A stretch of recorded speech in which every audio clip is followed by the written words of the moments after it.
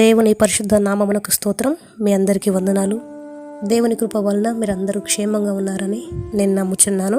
ఈరోజు మరొక ఆత్మీయమైన అంశాన్ని ధ్యానించుకుందాం. దయచేసి కొద్ది నిమిషములు ఈ యొక్క మాటలు మీరు వినవలసిందిగా కోరుచున్నాను. రోజు మొత్తంలో ఎన్నో రకాలైన మాటలు మనం వింటాం. దానివల్ల ఏమీ ఉపయోగం ఉండదు. కానీ దేవుని సంబంధమైన మాటలు వినడం వలన మనకు ఆదరణ, ఆత్మీయత అన్నీ దొరుకుతాయి. కాబట్టి మన శ్రమల నుంచి, మన కష్టాల నుంచి, మన కన్నీరు నుంచి, మన బాధల నుంచి దేవుని వాక్యమే మనల్ని ఆదరిస్తుంది. కాబట్టి ధైర్యపరుస్తుంది. కాబట్టి ఈ మాటలు మీరు అందరూ కొద్ది నిమిషంలో శ్రద్ధగా వినవలసిందిగా కోరుచున్నాను. ఇందులో ఏది కూడా వ్యర్థంగా పోయే మాట కాదు. మీరు విని ఆశీర్వదింపబడాలి, దీవించబడాలి, ఆత్మీయతలో ఎదగాలి అనే ఒక చిన్న ప్రయత్నం. కాబట్టి మీరు శ్రద్ధగా వినవలసిందిగా కోరుచున్నాను. రైట్, చూడండి, ఈ రోజుల్లో ప్రతి ఒక్క మనిషికి గతము అనేది ఉంటుంది. కొంతమందికి మర్చిపోలేని గతము, కొంతమందికి మర్చిపోయే గతము. సో ఏదైనా కొన్ని గతాలు మనిషిని గాయపరుస్తాయి, కృంగదీస్తాయి, బాధకు గురి చేస్తాయి. కానీ గతంలో ఉన్న స్థితి మార్చబడిన వారు ఒకవేళ గడిచిన కాలంలో ఎంతోమంది పేదవారిగా, అన్నం లేకుండా, కట్టుకోవడానికి వస్త్రాలు లేకుండా, ఇల్లు లేకుండా ఉన్నవారు దీవించబడి, ఆశీర్వదింపబడి, వాళ్ళు చేసిన వ్యాపారమో ఉద్యోగమో అన్నిట్లలో వాళ్ళు దీవించబడినప్పుడు వారి స్థితి, వారు పెద్దవారైన తర్వాత, వారు ఆశీర్వదింపబడిన తర్వాత మర్చిపోతారు. వారు ఏ పెంట నుంచి వచ్చినారు, ఏ గతం నుంచి వచ్చినారు, ఏ బాధ నుంచి వచ్చినారు, ఆ సమయంలో వాళ్ళకి ఏ వసతులు లేకుండా ఎంత ఇబ్బంది పడినారో, ఎన్ని గడ్డు పరిస్థితులు, గడ్డు రోజులు అనుభవించినారో అవన్నీ కూడా దీవించబడిన తర్వాత అవి మర్చిపోతూ ఉంటారు. కానీ ఎప్పుడు కూడా అది మర్చిపోవద్దు. కొంతమంది ధనాన్ని కలిగి ఉంటారు. వారు ఎలాంటి వారంటే తల్లిదండ్రులు, తాతలు సంపాదించిన ఆస్తిని వారసత్వంగా తీసుకొని ఏ కష్టం లేకుండా వచ్చిన పేరు ప్రతిష్టలను అనుభవిస్తూ, మేము గొప్పవారము, మాకు రాజకీయంగా పలుకుబడి ఉంది, జాబు పరంగా ఉంది, మేము ఉన్నవారము అని వారసత్వంగా వచ్చిన ఆ పలుకుబడి లేదా ఆ ఆస్తులను చూసుకొని గర్వపడుతూ, పేదవారు కనిపిస్తే ఇల్లు లేని వారు కానీ, ఆస్తి లేని వారు కానీ, వస్త్రాలు సరిగా లేని వారు కానీ ఒకవేళ వారి కంటపడితే వారిని ఎంత నీచంగా, ఎంత క్రిందిగా, ఎంత తక్కువ చేసి చూస్తారంటే ఆ డబ్బు మైకంలో ఉండి డబ్బుకి ఇచ్చేంత విలువ మనిషి కూడా ఇవ్వరు. సో అలాంటి వారు లేకపోలేదు.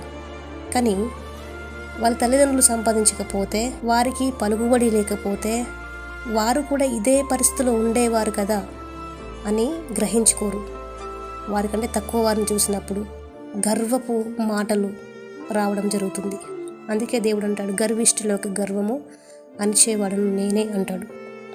వారు కష్టపడరు, కష్టం విలువ తెలియదు. కాబట్టి ఉన్న ఆస్తిని అనుభవించుకుంటూ ఇతరులను చీప్గా చూడడం, ఇతరులను తగ్గించి మాట్లాడడం, ఇతరులకు వాళ్ళు ఒక రూపాయి కూడా ఇవ్వరు, ఒక అవసరాన్ని తీర్చరు, ఇంత సహాయం చేయరు. అయినా కానీ పేదవారిని చూస్తే వారికి ఏదో ఒక తెలియని తక్కువ ఫీలింగ్. అలాంటి వారిని దేవుడు మార్చునుగాక. ఇలాంటి వారు మీ చుట్టుపక్కల ఉన్నట్లయితే వారి కోసం ప్రార్థన చేయండి, దేవుడు వారిని మారుస్తారు. చూడండి, ఒక ఉదాహరణ మీకు చెప్తాను. ఒక దేశంలో ఒక అనాథ శరణాలయం ఉంది. ఆ శరణాలయంలో ఓ పద్ధతి ఉన్నది. తల్లిని లేదా తండ్రిని కోల్పోయి పిచ్చి వాళ్ళుగా రోడ్ల మీద తిరుగుతూ, చెత్త కుండిలో ఉన్న వాటిని తింటూ, సరైన ఆరోగ్యం లేక అనాథలుగా జీవిస్తున్న పిల్లలను తీసుకొని వచ్చి వారిని పెంచి పోషించేవారు. ఆ అనాథ శరణాలయము వారు ఆ పిల్లలకు బంగారు భవిష్యత్తును ప్రభువు పేరిట అందించడానికి తీసుకొని వచ్చేవారు. సంస్థలో చేరే సమయంలో ఆ పిల్లలకు చిరిగిన బట్టలు, చెదిరిపోయిన జుట్టుతో, మురికి దేహంతో పిచ్చివారిగా ఉండేవారు. ఆ సంస్థలో చేర్చుకునే సమయంలో ఆ పిల్లలు ఏ విధంగా ఉన్నారో ఆ విధంగా వారిని ఒక ఫోటో తీసేవారు. అంతేకాదు ఆ సమయంలో ఆ పిల్లలు కలిగి ఉన్న చిరిగిపోయిన చొక్కా, ప్యాంటు ఇవి కూడా చక్కగా ప్యాక్ చేసి ఒక చోట మంచిగా వాటిని భద్రపరిచేవారు. వాటిని ఫోటో కూడా తీసేవారు, తీసి దాచిపెట్టేవారు. ఆ తర్వాత వారిని శుభ్రం చేసి చక్కటి వస్త్రాలు వేసి పాఠశాలలో చేర్పించేవారు. వారు బాగా చదువుకొని, ఎందుకంటే కష్టాలను బాధలను చూసిన వారు కాబట్టి ఇలాంటి వారికి తొందరగా చదువు అబ్బుతుంది. ఎందుకంటే వారి పరిస్థితి అలాంటిదే కాబట్టి వాళ్ళు ఉన్నతమైన స్థాయికి చేరే వరకు ఈ అనాథాశ్రమాల వాళ్ళే చదివించేవారు. వారికి కావలసిన ఖర్చులు అన్నీ కూడా వారే పెట్టుకొని వారే భరించుకొని పిల్లల్ని చదివించేవారు. అది ఎందుకు అంటే దేవుని పేరట వారికి ఒక మంచి భవిష్యత్తుని ఇవ్వాలని. ఇక్కడ ఒక చిన్న విషయాన్ని గమనిస్తే, ఉన్నవాడు లేనివానికి దేవుని పేరిట సహాయం చేస్తే, ఒక మాట సహాయము, ఒక డబ్బు సహాయము, ఏదో ఒక విధంగా ఒక మాట అంటాడు దేవుడు, నిన్నెవరో సహాయం అడిగితే సహాయం చేయడానికి నీకు అవకాశం ఉండి కూడా సహాయం చేయకపోతే అది దేవుడు ఒప్పుకోడు. కాబట్టి ఈరోజు నీకు డబ్బు పలుకుబడి అవనట్లయితే పేదవారికి సాయం చేయడంలో, పేదవానికి అందించడంలో, పేదవాడు కూడా పైకి రావడంలో మనకి చేయుతని. అప్పుడు దేవుడు నిన్ను దీవిస్తాడు, ఇంకనూ ఆశీర్వదిస్తాడు. ఇంకా కొంచెం ముందుకు వెళ్తే, ఉన్నత స్థితికి చేరిన తర్వాత ఆ అనాథ శరణాలయం నుండి బయటకు వెళ్తున్నప్పుడు వారిని పిలిచి ఒక మూట తీసుకువచ్చి ఆ మూటలో ఉన్న బట్టలు బయట పెట్టి అందులో ఉన్న ఫోటోను తీసి వారికి చూపించి, మీరు ఈ సంస్థలో చేరే సమయంలో ఎంత దుస్థితిలో ఏ మురికి బట్టలతో వచ్చారో అవే ఈ బట్టలు అని చూపించేవారు.